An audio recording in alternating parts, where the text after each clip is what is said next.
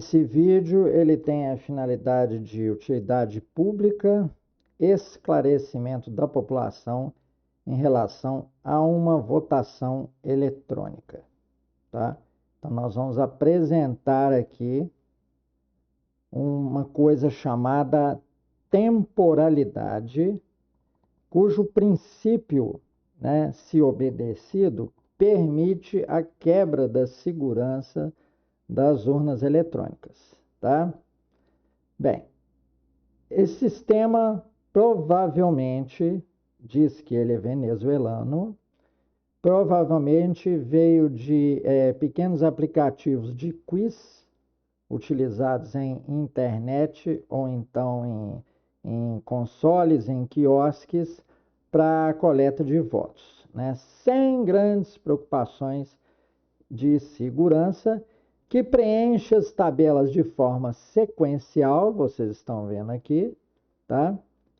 E, portanto, obedecendo a temporalidade positiva. O que é isso?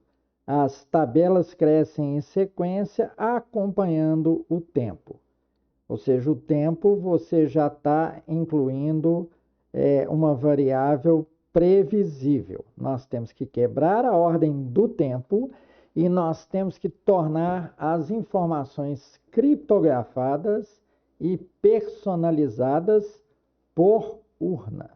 Então, eu vou mostrar para vocês aqui. O nosso produto final vai ser isto daqui, tá? Que vai ser um produto criptografado fora de sequência do que a pessoa entrou. Vocês vão ver direitinho como é que a coisa está feita, tá? Então, vejamos. Nós pegaremos o CPF da pessoa e faremos um hash. O que é isso?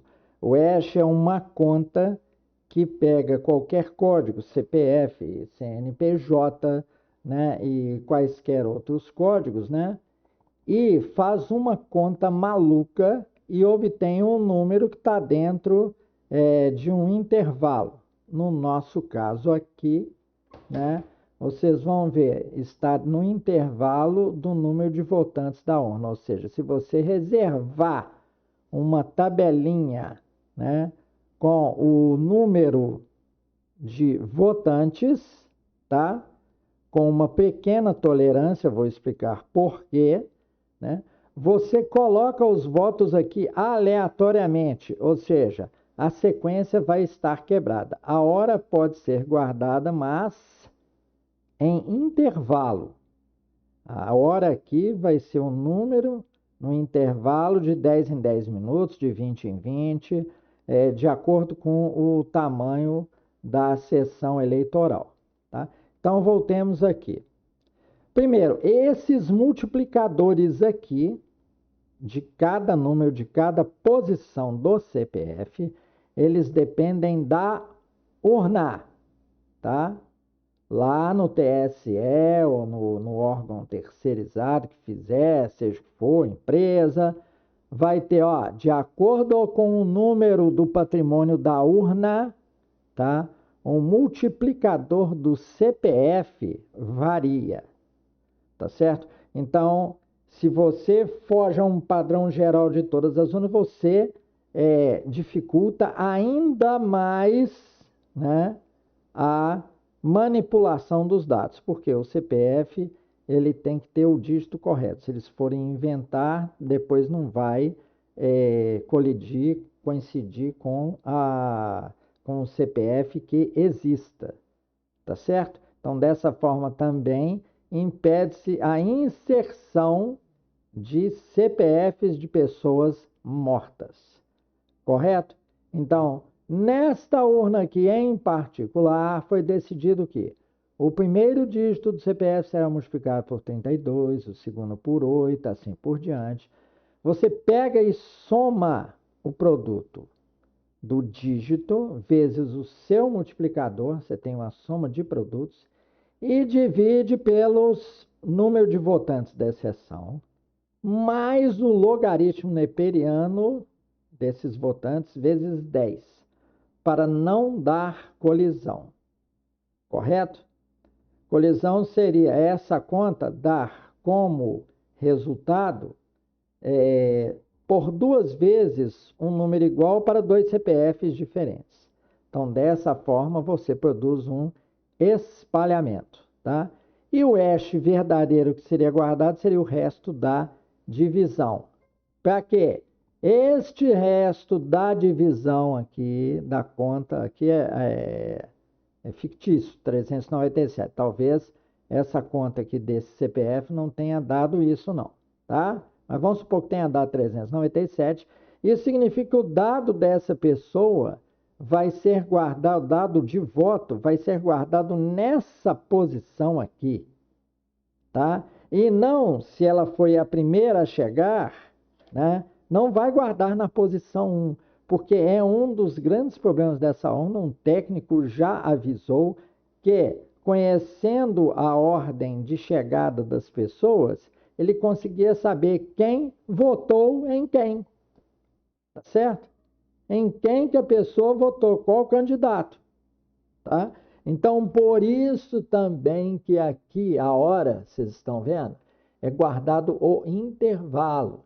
Se ele chegou de 8 a 8h10, a gente coloca o número 1, ou seja, vai ter na tabela, nessas posições malucas aí, vamos supor que chegaram 20 pessoas.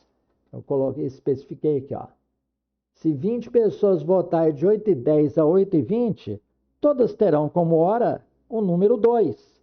E não a hora, minuto e segundo para dar para um fraudador a ideia exata da ordem que eles chegaram. Compreenderam? Tá? É óbvio que o software aí das nossas urnas eletrônicas não tem esses critérios complexos, tá?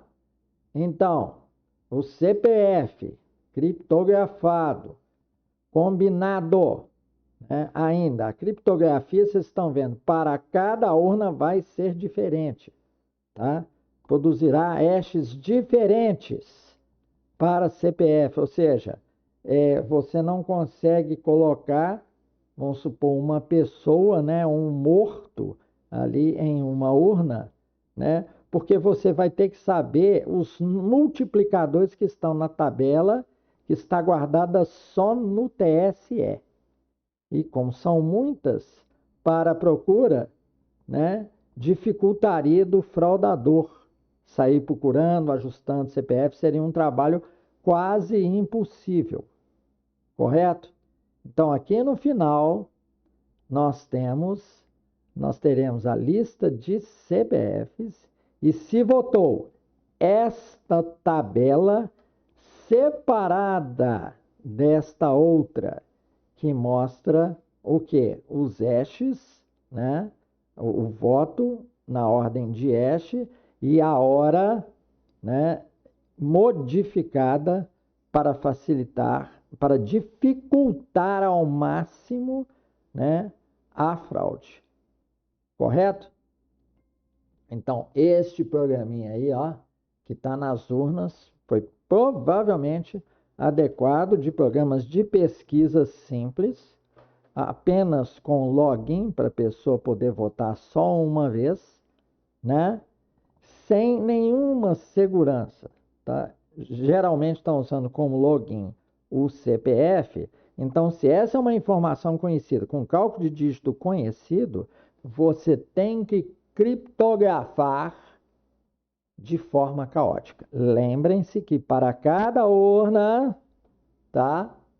Em cada urna, o número, os multiplicadores têm ordens diferentes. São os mesmos, né? A sequência é a mesma, mas eles estão em ordens diferentes. Eles se referem a dígitos diferentes do CPF. Correto? Eu duvido que o software das urnas eletrônicas tenha todo esse cuidado. Correto? Então, se vocês bem entenderam, o hash é um número só de ida, tá? Se eu quiser saber de uma soma, né, de um resultado de hash, qual que é o CPF, eu teria que experimentar para aquela urna, primeiro conhecer os multiplicadores, né, daquela urna. Segundo, eu teria que experimentar todos os CPFs até conseguir um que batesse esse resultado, porque resto de divisão é muito caótico. Incluindo-se aqui a dificuldade do seguinte, está acrescido do logaritmo neperiano vezes 10, para dar uma pequena tolerância. Vou dar uma ideia para você, se tiver 500 votantes em uma sessão, essa conta aí vai dar mais ou menos uns 500 mais 6, alguma coisa, né, vezes 10, que dá 560 posições para impedir colisões, o hash cair no mesmo lugar para 2 votantes. Correto?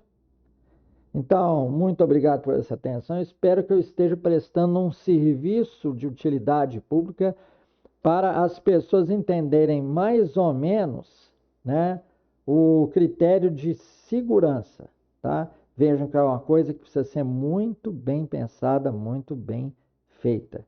E eu garanto que o software das nossas urnas eletrônicas não tem todo esse cuidado, né? Inclusive, né, não deve ter, porque o patrimônio de uma série de urnas, né, eles orçaram aí mais ou menos mais de 200 mil, é o mesmo. Então, não possibilitaria fazer um critério personalizado de criptografia para cada urna, tá certo?